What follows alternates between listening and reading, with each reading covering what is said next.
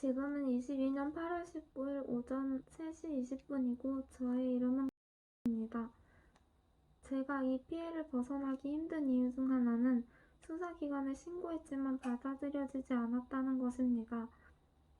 제가 이 피해에 대해 수사기관에 신고한 것은 6번이었고 21년 8월 것은 상고 중이어서 결과를 기다리는 중입니다.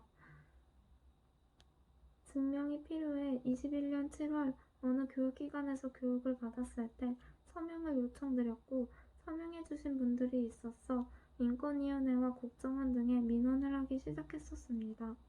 잘 되지 않았는데 고발할 만에 따로 알리겠습니다. 제가 이 피해에 대해 했던 신고는 21년 3월 경찰서에 낸 진정서와 21년 6월 정보통신망법 통신비밀보호법 위반으로 낸 고소장과 21년 8월 공갈미수와 범죄단체 조직죄로 낸 고소장, 22년 1월 이 시기에 미국 고발자인 로버트 덩컨의 자료를 읽었고 이것을 제출하여 경찰서에 진정서를 냈습니다. 22년 5월에는 문재인 대통령께 청와대로 보낸 편지가 경찰서의 진정서로 접수되었습니다. 이틀 전인 22년 8월 17일에는 경찰청에 경제범죄로 진정서를 냈습니다. 현재 아무도 몇 년도부터 저의 내 정보를 전달받았는지 텔레파시로 알려주지 않고 있습니다. 이 외에도 저와 실제로 아는 사이인데 텔레파시로도 친근감을 표현해온 중요한 정보를 알고 있는 인물에게서 중요한 정보는 절대 새지 않았습니다. 따라서 타인이 하는 텔레파시는 생각이 해킹되는 것과는 거리가 멀며 저에게서만 비밀이 없습니다. 그런데도 너의 생각의 저희가 뭐냐며 저에게 고문한 사람들은 정말 나쁩니다. 하지만 가해를 증명할 방법이 없어서 고소할 수가 없습니다. 범죄를 당하면서도 보호받을 수 없다는 것입니다. 신고했지만 대응이 늦거나 시스템이 허술해 살인사건 등 더 큰 피해를 막지 못한 사례들이 지금 사회에서 문제가 되고 있지만 제가 겪는 현상으로 인해 제가 불시에 그런 일을 당하는 것이 가능한데도 사람들이 이 현상에 관해 입 밖으로 말도 안 해주고 인터넷에 글 하나 없는데 텔레파시나 표정으로나 저의 생각에 대한 비유적인 반응으로나 사람들은 제가 이해받고 있다고 전합니다. 사람들의 마음은 알겠지만 이것은 사람들이 저의 마음은 모른다는 것입니다. 저는 계속 텔레파시가 멈추길 바랬고 이 상황 자체를 수면 위에 올려주지 않는 사람들이 만드는 이 상황을 답답해했습니다.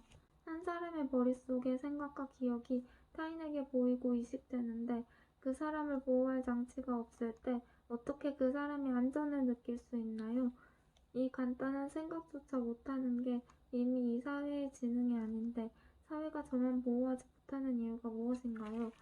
자꾸 질문했지만 이 역시도 드물게 대답을 들어본 적이 없었습니다.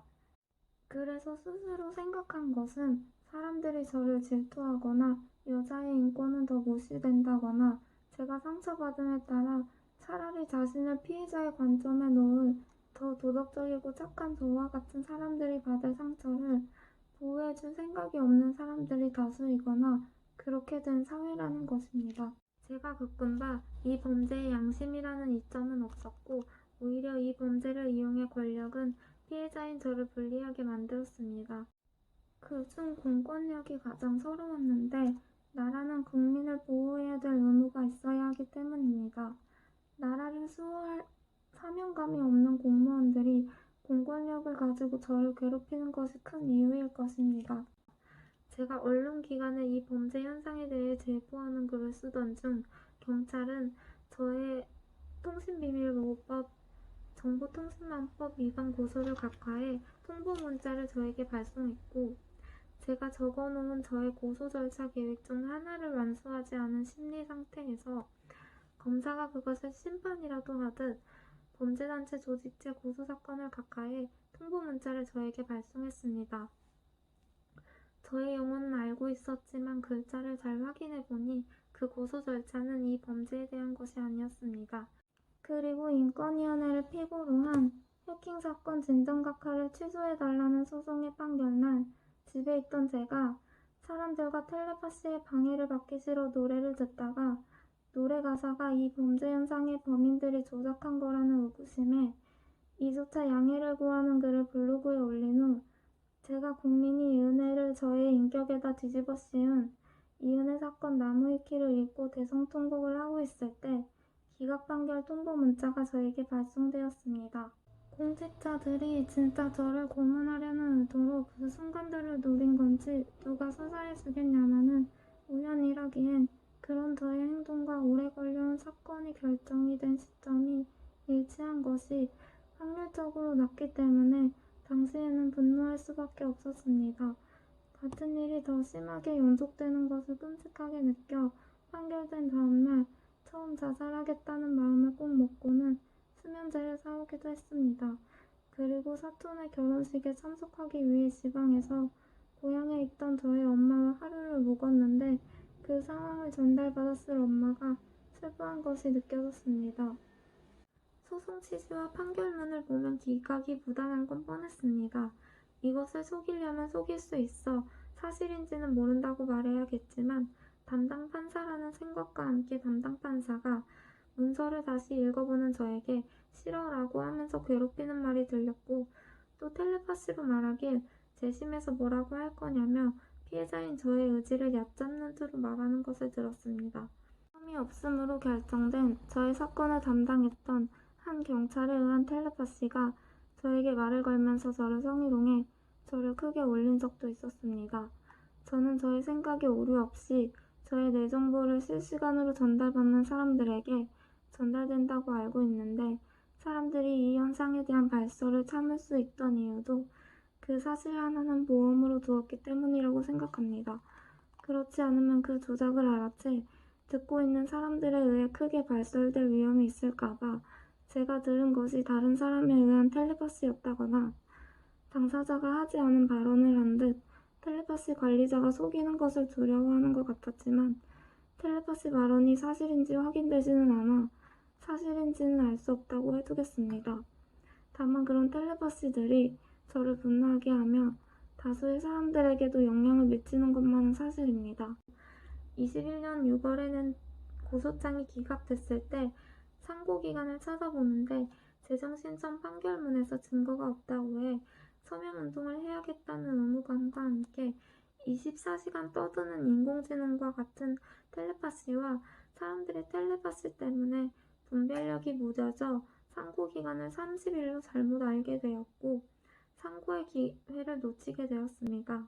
그리고 여러 공무원들은 저와의 전화통화, 저의 고소장에 적힌 사실관계, 그리고 민원글의 내용을 공무원이라면 못 알아들을 리 없는데도 계속 못 알아듣는 척하면서 저의 감정을 고문했습니다. 사람들은 저에게 자주 이래왔었는데 상황이 설명된 대화 녹음이나 문서를 보여주면 기가 막힐 정도입니다.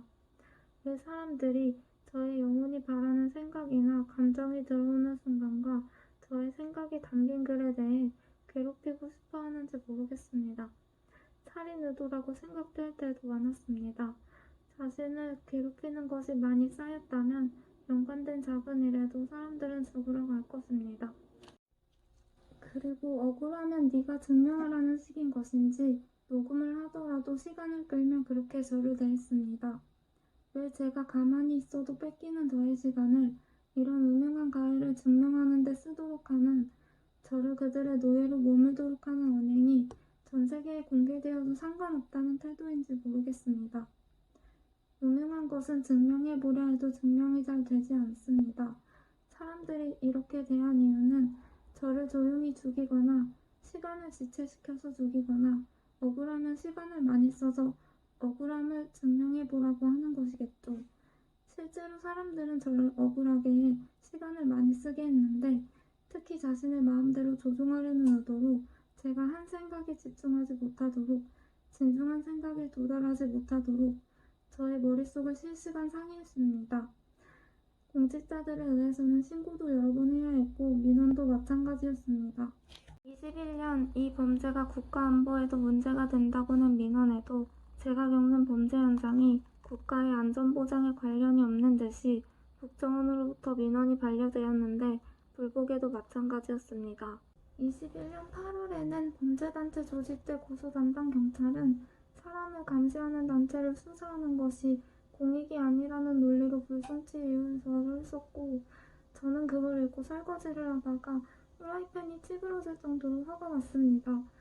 이후 그 담당 경찰로부터 누군가로부터 돈을 받고 저희 고소권을 불송치했다는 텔레파시를 들었는데 속임수인지 사실인지는 모르며 제가 증명할 수도 없습니다. 돈을 받은 게 사실이라면 마치 돈을 준 누군가가 불법 루트로 제가 겪는 피해가 보여지기는 하기 때문에 경찰이 돈을 받은 것을 텔레파시로 전할 것을 알거나 모르고 사람들이 저를 도와주느냐 마느냐를 실험해보는 것일 수 있다는 생각이 들지만 그래봤자 어차피 부정부패를 미화한 것일 뿐입니다. 그리고 저의 사건을 맡은 한 담당 경찰이 사건을 맡게 되기 전 발매된 한 노래에서 화자로 대입되어 있는 것 같은 것을 보았습니다. 사건이 있고 얼마 안 돼서 인기 차트에서 들은 노래의 목소리가 담당 형사의 목소리와 닮았는데 제가 비슷한 일을 많이 겪었으니 그냥 하는 말은 아닙니다. 이런 것들은 따로 알릴 수 있습니다. 담당 수사관들은 제가 제출한 어떤 국내 자료도 수사해주지 않았으며 한 담당 형사는 무기와 피해를 설명하는 책으로는 객관적 자료가 되지 않는다고 하며 경찰서의 팀 전체가 수사하면 몰라도 형사과 하나는 미국에 수사를 요청할 힘이 없다고 했습니다. 경찰서의 수사 방식이 피해자에게 사건이나 권력이 더 있어야 하는 시스템이라는 얘기입니다.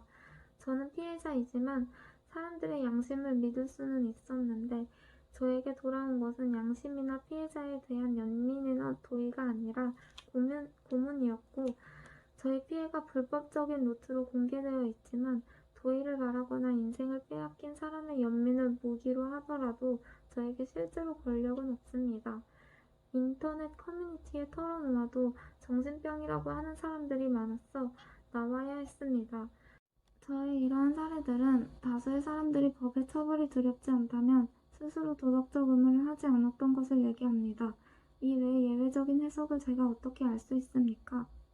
저는 사람들의 생각이 보이지도 않고 사람을 구해주지 않는 이유에 대한 고백을 들어본 적도 없습니다. 뇌에 존재하는 생각이 다 공개되어 있는 피해자가 가해자가 그것을 방관하는 합리적인 이유를 고려하는 것은 저에게는 늑대에게도 먹이를 주는 것이 됩니다. 그런데 이 현상이 왜 공익이라도 돼서 산업으로도 이용하고 소비하고 있는지 모르겠습니다. 사람들은 왜 이 사실에 대한 생각을 쓰지도 않습니까? 사람들은 인권 침해로부터 분노해 나라를 지키거나 민주사회가 되었다는 것을 알아야 합니다. 누군가가 타인의 인권을 침해한다면 자신의 의지를 강요하고 싶어서이기 때문일 것입니다. 이유가 질투이든 그 사람 자체가 못된 것이든 잘못된 권력을 휘두르고 싶은 것입니다. 저의 뇌정보를 전달하는 인권 침해를 해 저의 기능을 상해시킨 존재들이 자신들에게는 나쁘게 하지 않을 거라고 생각해 보이는 사람들이 많이 있었습니다. 그 존재들이 저 하나만의 자유를 빼앗았다고 생각하는 것처럼 말입니다. 저는 그런 저에 대한 나쁜 권력을 알고 있는 사람들이 왜 그 권력이 자신에게는 미치지 않을 거라고 생각하는 것인지 궁금합니다. 가장 간단한 결론은 그 악마가 저만 괴롭히며 악마는 악마지만 현재 자신에겐 피해가 적어서이기 때문이겠죠. 그런데 그런 어마어마한 피해가 세계인에 방송되고 있는 것 자체로 이 상황을 부끄러워해 범죄를 멈춰야 되는데 그러지 않는 이유를 모르겠습니다. 사람들이 단지 그 정도의 도의나 사고를 할 줄 모르는 것처럼 말입니다. 인권 침해를 당하고 있는 저를 더욱 괴롭히는 것에서 효과를 본다고 생각하는 사람들이 많았습니다. 그 중엔 똑똑한 사람들도 많은데 그렇다면 이것이 퇴행한 사회라고 사고할 줄 모르는 게 아니라 단지 저를 숨기고 괴롭히는 식인 것으로 똑같이 못되거나 저를 질투하는 뜻이라고 못 박아둘 것입니다. 이유를 어떻게 생각하든 제가 사는 이 세상에 이 범죄의 현상에 대한 문제에서 저를 구해주는 사람들은 거의 없었지만 저에게 이 범죄를 주도한 존재들은 사람들이 이타적이고 천부적 인권을 주장하는 똑똑한 사람들이길 바라지 않을 것입니다.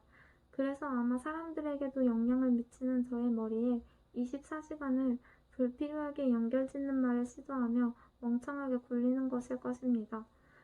법에 의해서는 보호받을 피해자를 수면 위로 끌어올려주는 피해의 인정을 해주시길 바랍니다.